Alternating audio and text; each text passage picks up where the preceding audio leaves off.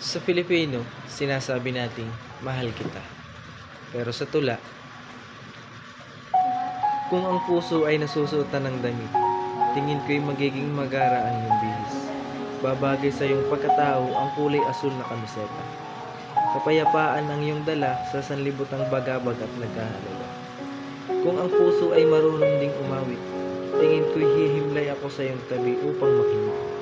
Itatapat ko ang aking tenga sa iyong dibdib, sapagkat higit pa sa musika, ligaya sa kaluluwa ang iyong dibdib.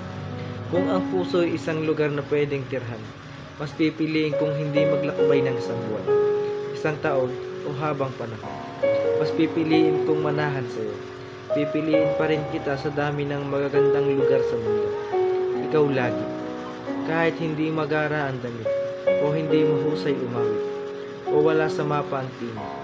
Puso mo lagi ang aking hahanapin, saan man dako ng daigdig, ako dalhin.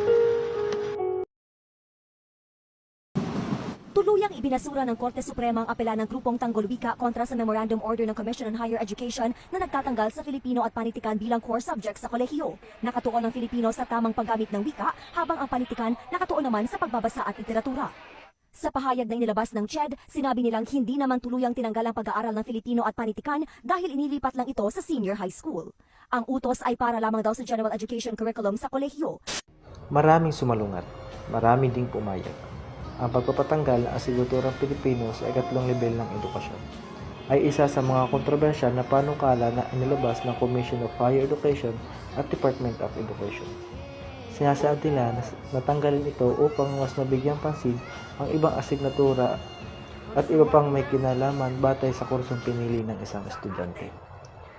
Isa na rin sa kanilang paniniwala na ito ang unang hakbang patungo sa globalisasyon na kung saan ay makakasama at makakahalubilo natin ang ibang tao sa iba't ibang panig ng mundo. Ang katwiran naman ng mga sumasalungat dito ay mawawala ang ating pagiging makabayan at unti-unting masanay at mawalay sa ating pambansang liga. Niisip nila na baka maulit muli ang nangyari sa baybayin na kung saan halos malimutan na ng karamihan ng dahil sa kolonyalismo. Ang wika ay siyang nagpapakilala sa bansa at ito ang sumisimbolo ng sagisag na kanilang lakas.